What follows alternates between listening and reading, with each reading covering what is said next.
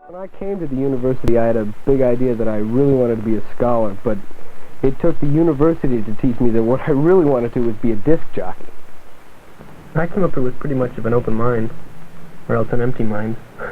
But it seemed I knew what I didn't want to do, but I really didn't know what I wanted to do. And I found the most intriguing thing that happened to me. I was sitting in a room one day and people were passing around a joint, and someone passed it to me and I said, "No, thank you."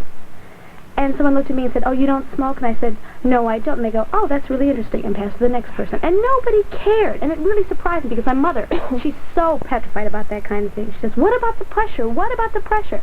And I really don't feel any pressure in that sense. Now, in other areas, I think there's a subtle kind of pressure working just in the way college students are supposed to behave. There's a kind of active liberalism among college students. And there's almost a uniform, you know, jeans and a plaid shirt and a backpack, and sometimes I feel a little bit of that pressure, and I notice other people kind of wilting underneath it, like you see a girl walking across the dike in a dress, and I've seen people turn around and look. So the pressures are a little bit different than what I expected. You expect there to be drugs and sex and things like that, and people are very liberal and open-minded about those kinds of things, and I accept you no matter what you believe in. But there are other more subtle things that almost seem more superficial that seem to affect people. But we're smoking in the room all the time, and he never says anything. He could, you know, he's not fazed by the fact that we smoke, and we're not fazed by the fact that he doesn't smoke. I've always been quiet and to myself, and I thought that living with all these people running around smoking pot and partying all the time would, you know, really disturb me.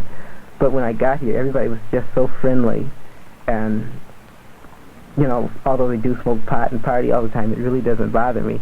It just really bothers me sometimes. That's one of the things I don't like about this place is people who don't act, you know, the way they're supposed to act or who fluctuate from this really get a lot of abuse. I know people who really get cut down right and left, and I don't know how they live with it sometimes. So do it. You know, it doesn't bother me at all if I get good grades. But again, I think of her and I say, well, even if I don't want the good grades, which is kind of ridiculous, I do, I'd like to get them for her to make her happy. Because, you know, she's my mother, I kind of dig her. And aside from that, it'll keep her off my back. I wouldn't want to have to stab my next-door neighbor in the back, because then he would pull down the curve, because he wouldn't be able to attend the exams, so consequently he'd pull down the curve, and then I'd get a better grade because of it. And I just couldn't see that. I couldn't see so much competition for grades. I didn't think it was worth it. Well, there are a couple problems that you experience up here. Everybody does. One is getting up. The other is eating lunch. And the third is studying. Getting up is a problem because after you stay up all night studying, you just can't do it. And eating lunch, a lot of times, most of your lectures or labs fall through lunch time, and it's hard to fit lunch in.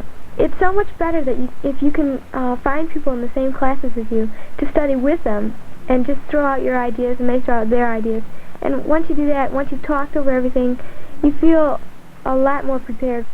When you're a freshman, you can almost always find somebody in your dorm, if not your next door neighbor, that's taken the same class as you. When I think back on high school, I feel like I hardly learned anything. Yet, when I came here, I was really prepared.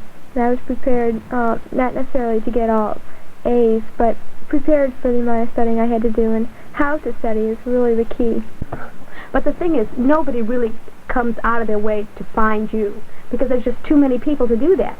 So if you want to get involved, if you want help, if you need something, I think you really have to be aggressive about it. I was the shyest person in the world for the first 2 weeks that I was up there. Like, nobody knew I even existed.